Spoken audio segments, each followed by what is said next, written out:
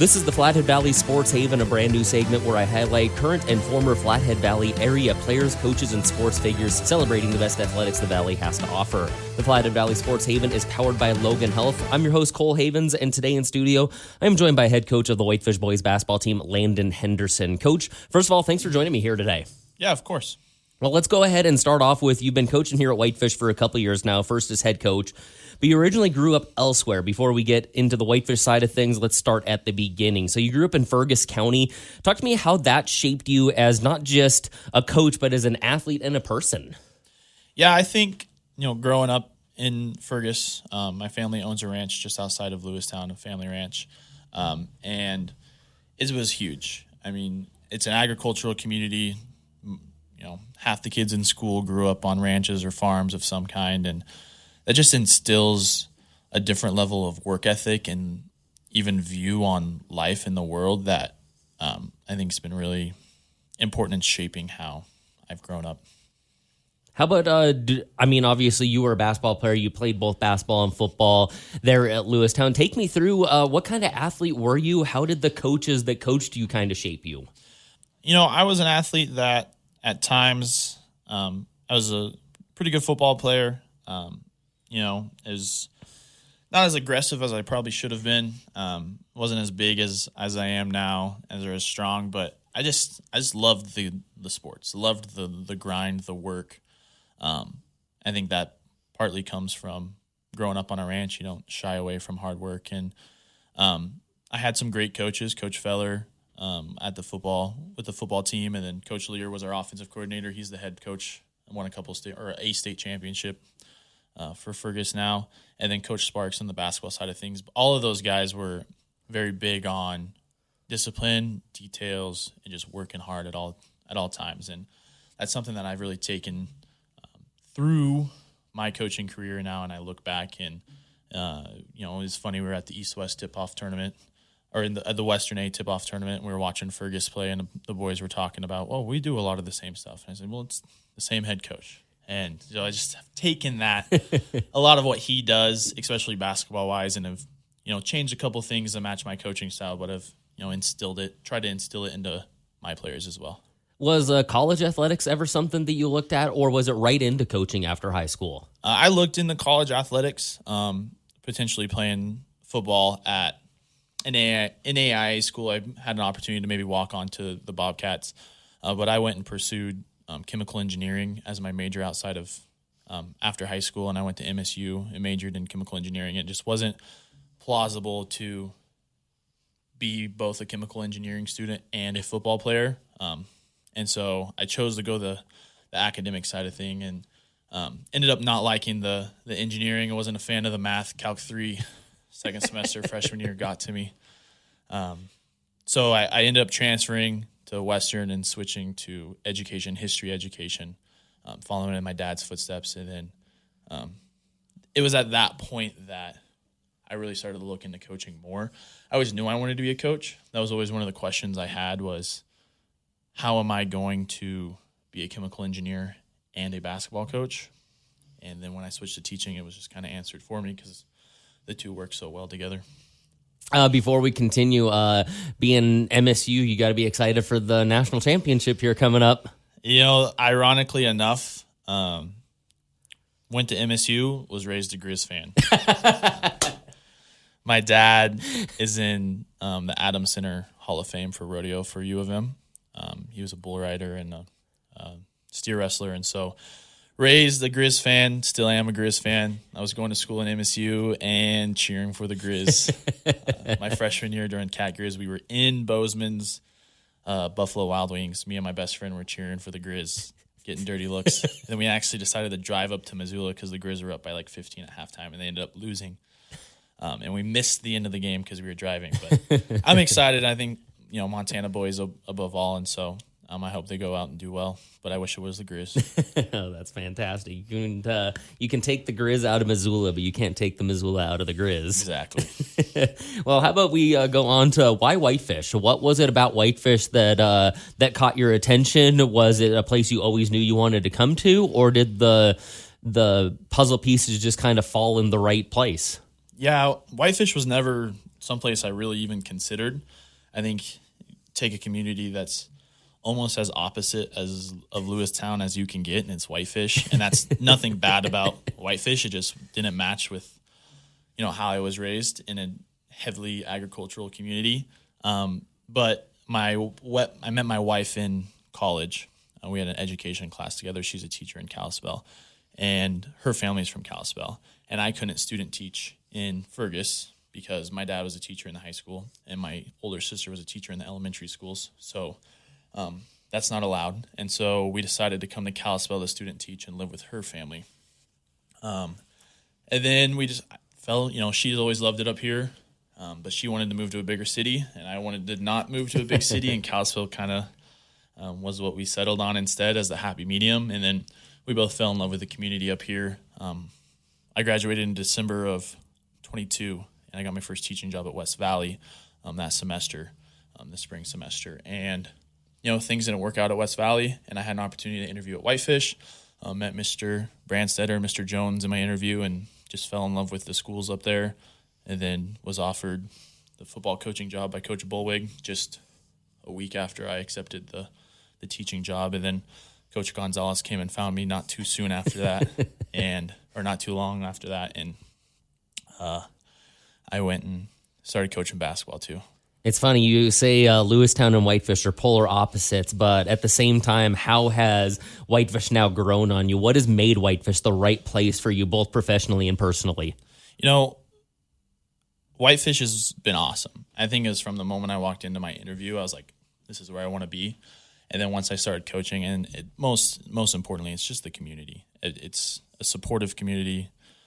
Everybody's got each other's backs. I see people throughout the community all the time when I'm out shopping and doing different stuff, and it's just positive. I've fallen in love with the kids there. They're awesome. They're great kids. They value education. They value teaching, and so it's just been an awesome experience for me up there, and it's where we want to stay. I want to be here for in Whitefish for the next 20 plus years. I want to raise my kids there.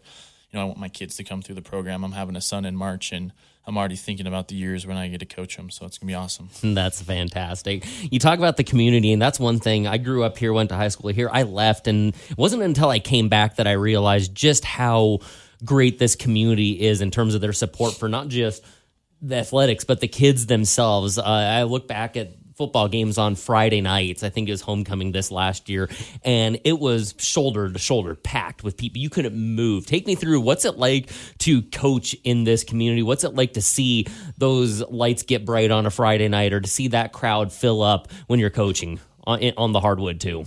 Particularly with football, it's Coach Bullwig tells the boys this all the time. It's an atmosphere that I really don't think any other Class A school in the state has.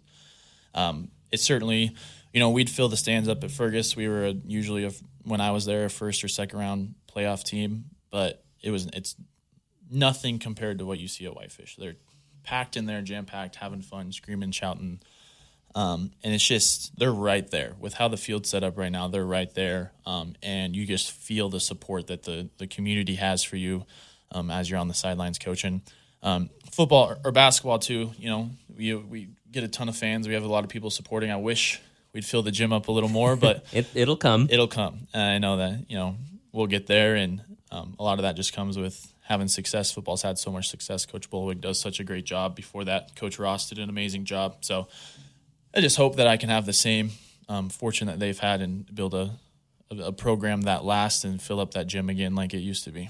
What's something maybe that you took from Coach G over the last couple of years, Coach Bullwig, coaching football? What's something that they've really implemented that you've loved, that you've been able to take and put into your own coaching identity? Well, Coach Bullwig, the first coach that I ever coached underneath when he offered me the football job, the thing that he does most amazingly, and I've told him this time and time again, he's created such an awesome culture around football. And I don't know what it was like when Coach Ross was the head coach, and I'm sure it was amazing then too, but just having witnessed the last 3 years with Coach Bullwig, the community and the culture within the team itself is awesome. They support each other, the boys are there for each other, and they've just built up, and it's one of the reasons why they've had so much success the last couple of years, and I think they're going to continue having success over the foreseeable future. Is he's just done it the right way, and he's all about football is the little part. It's teaching them how to be good young men. That's the important part. And he does that so well that's something that I've tried to take into basketball and try to do as well. I model a lot of that stuff after what I've seen Coach Bullweg do. And then Coach Gonzalez, I've never seen a man make relationships with other people so easily. It's definitely not my strong suit when it comes to the community and stuff. And, I do a fine job making relationships with my students and my athletes, but not to the level that he's able to do and has been able to do. And that's what I take the most from him is just everybody in the community had a smile. Everybody on the floor had a smile. All the coaches we played against had a smile when they saw Coach Gonzalez walk through the doors. And that's what I strive to be that way.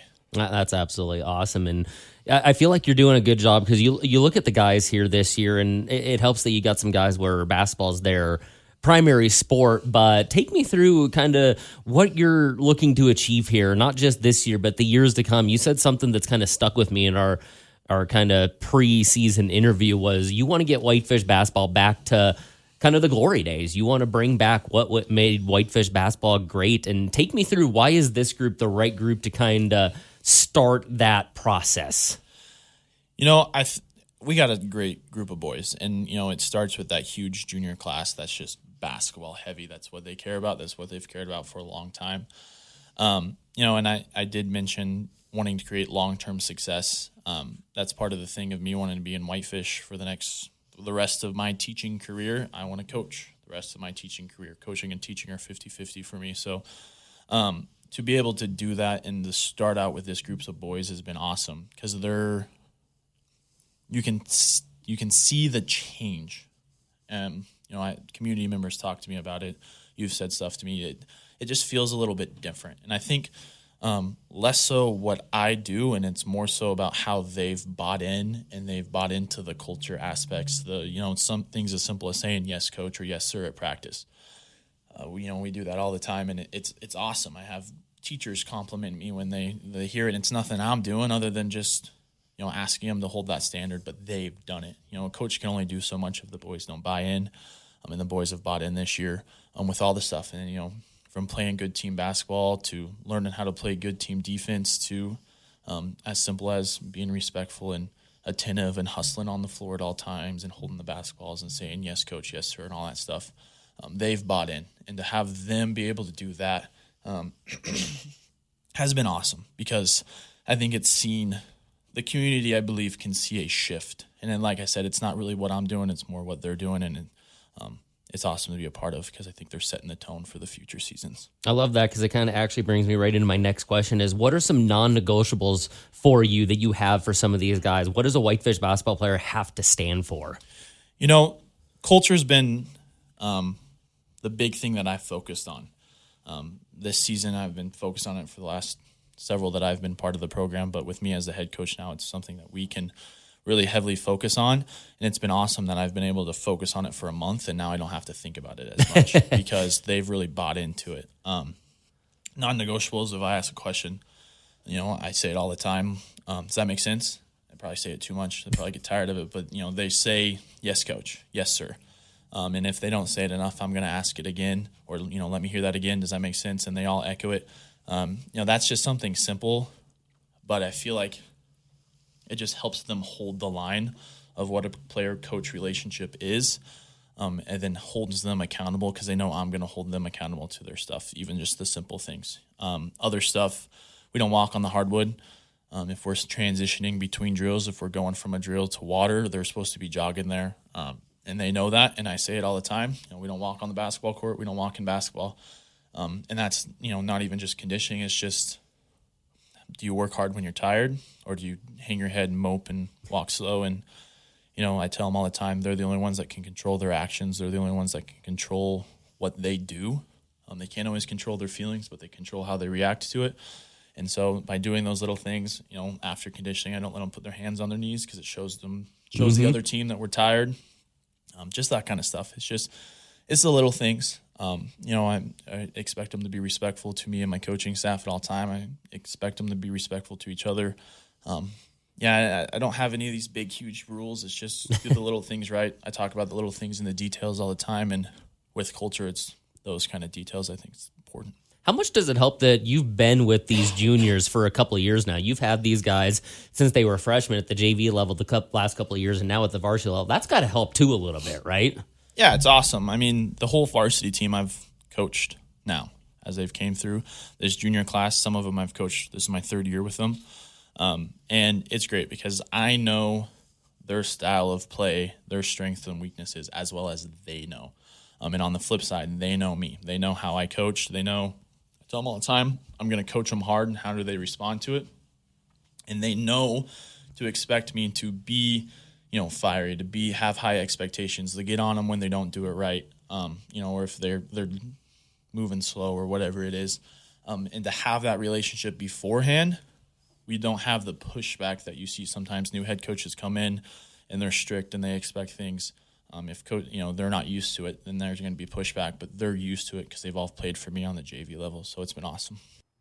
You're listening to the Flathead Valley Sports Haven, and we'll be back for more with head coach of the Whitefish boys basketball team, Landon Henderson, after a quick word from Logan Health. Is pain or weakness holding you back? When the pain cramps your lifestyle, consider joint replacement. At Logan Health Orthopedics, their total joint program provides proper education, support, and guidance during your journey. Orthopedic nurse navigators walk you through the entire process, from decision to recovery. Their surgeons use the latest technology to get you back to activity quickly with less pain and fewer restrictions. Visit logan.org/ortho to learn more. Get back to what you love with Logan Health Orthopedics.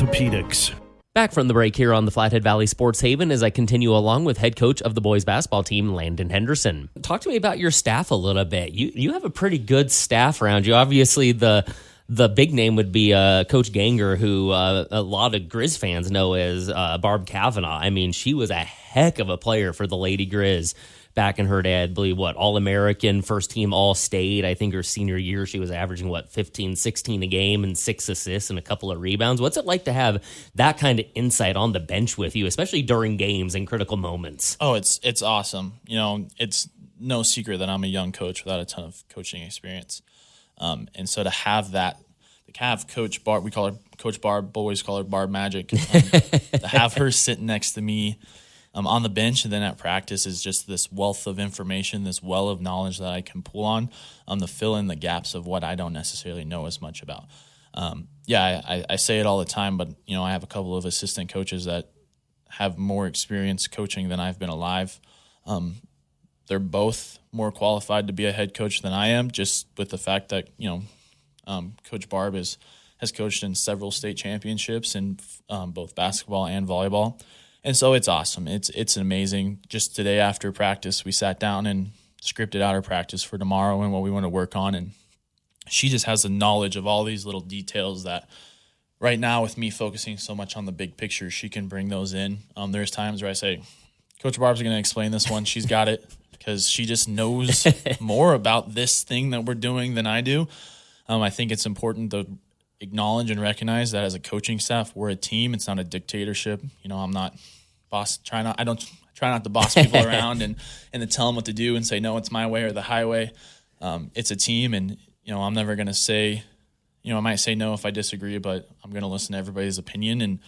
And to have her there, and then her husband, Coach Trace, is the freshman coach, and it's the same story. He's, super knowledgeable, super experienced, and to have him be able to help those young guys improve, it's just awesome. I probably have one of the most experienced coaching staffs in the state, and I feel super fortunate for it. Obviously, without giving too much away, because I don't want you to spill any secrets or anything, but what's maybe like a drill or something that they've brought to the table that maybe you did when you were younger, or now that you can see why you do the drill, what's maybe something that they've brought to the table that you look at maybe you didn't realize that's why it's a good drill or something like that?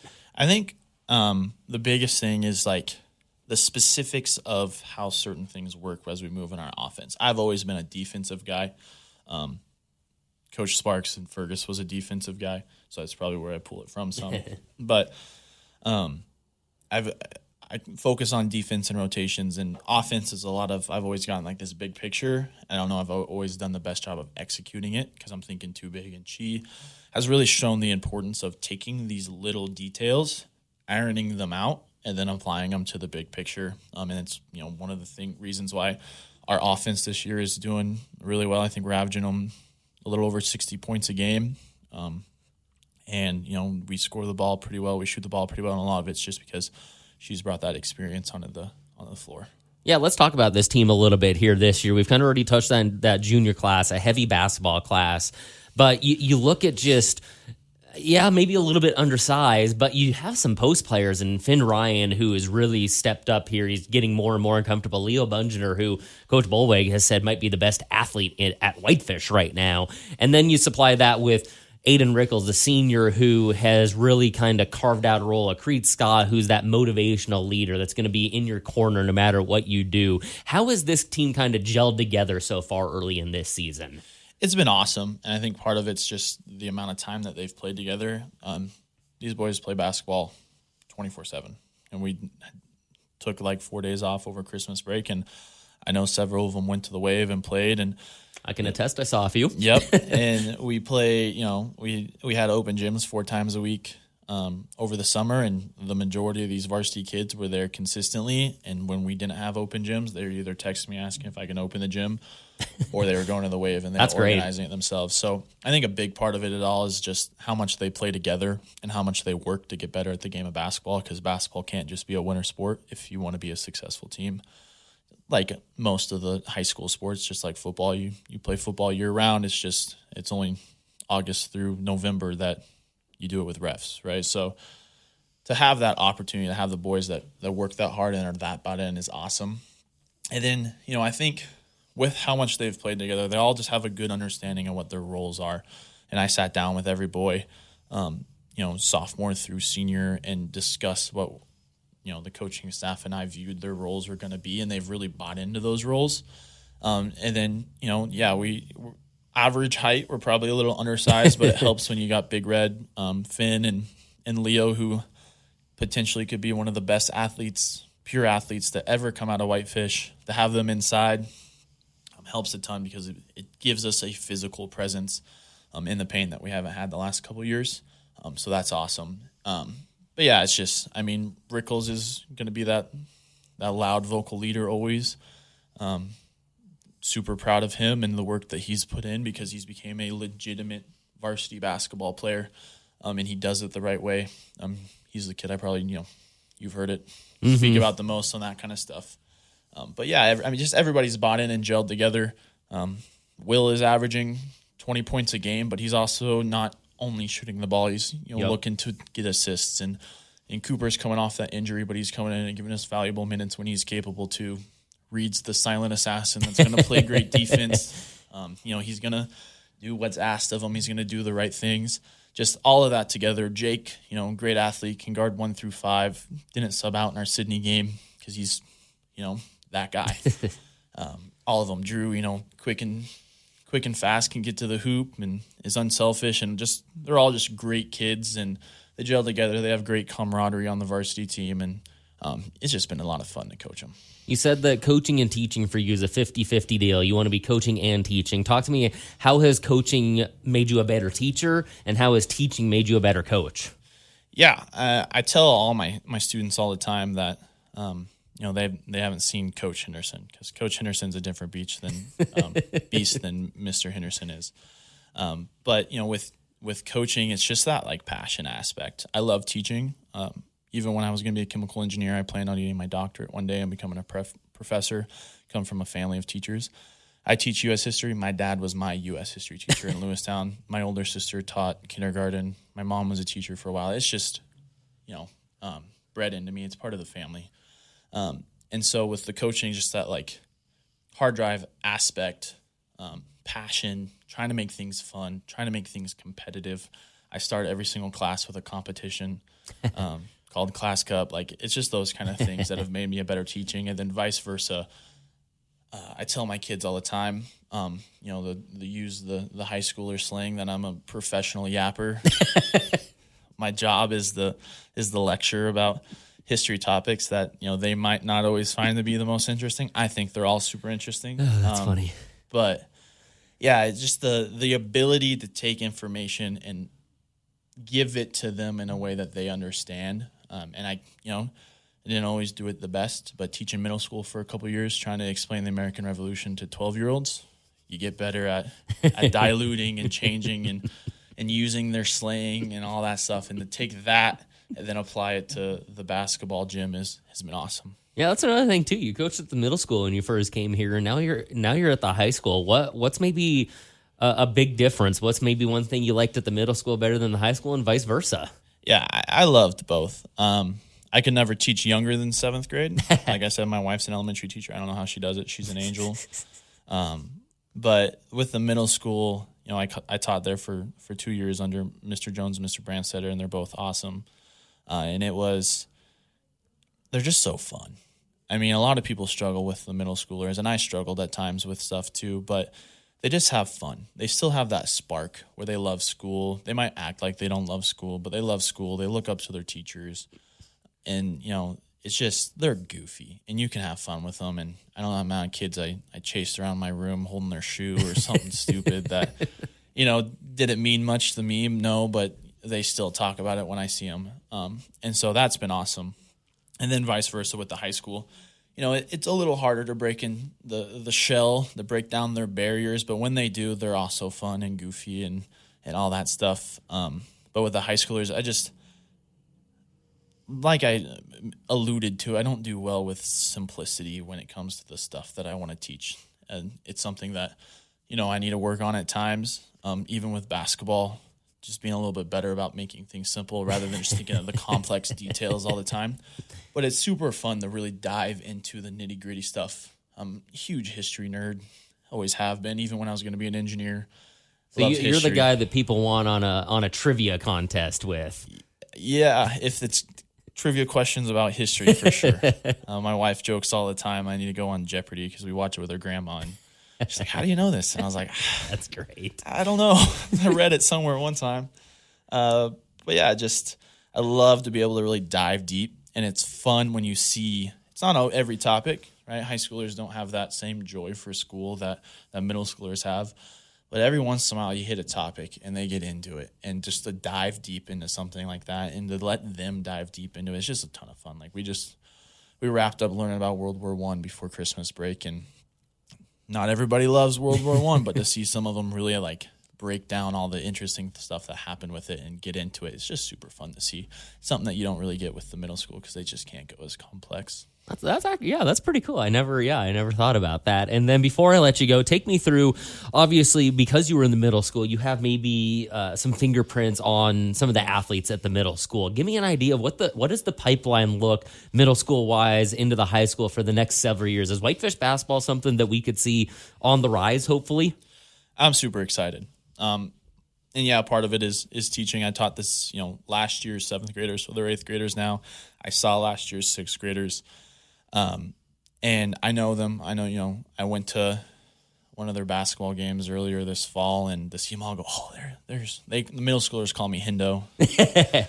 High schoolers call me Hindi, but the middle schoolers, there's Hindo. And to see that, and they're, once again, moving up. I think it was a lot of families that moved in COVID and post-COVID that are basketball families. And we didn't have that for a while. It was a lot of skiing and, why would I give up my winters to basketball when I could go be on the mountain every day? You're always going to battle that. Always going to battle that. Something I didn't have to, never even thought about growing up in Fergus with, Showdown being the closest mountain. And it was 2 hours away. But yeah, there's always going to be a battle. There's always going to be kids where I'm like, they could be such a great basketball player. But they ski, and that's fine, and I get that. But to see families that put basketball as a priority for them, yeah, you can ski, but we're going to play basketball. And that's what I see through the younger grades. The 8th graders now are a basketball-heavy class. I mean, kind of like the freshmen right now. They're super basketball. And when I taught both of them at the middle school, that's all the boys wanted to talk about. And just to see that is exciting. There's some great size coming up. There's some great athletes. There's some great basketball players. And I know in the younger grades that's awesome too. I've been communicating more with the 8th grade coaches this last season. I want to get more heavily involved with the middle school. I love that. I've communicated and talked to some of the youth programs, like Stumptown Ballers, and we're going to get more involved with that as well. So I think, to me, and I'm biased, Whitefish basketball looks like it's on the up and could possibly be on the up.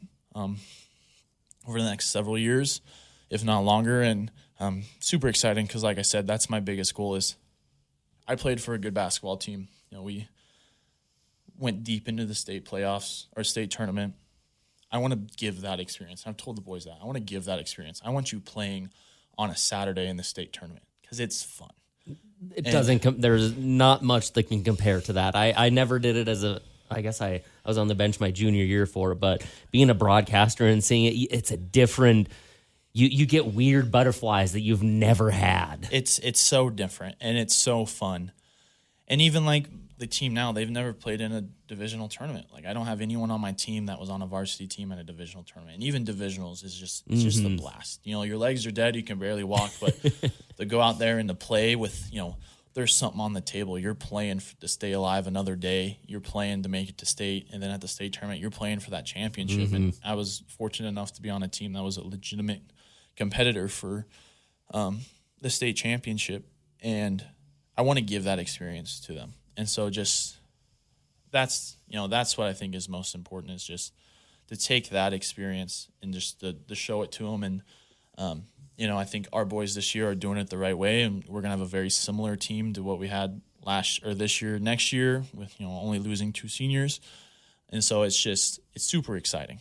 And I think hopefully I'm able to live up to the expectations of getting them there.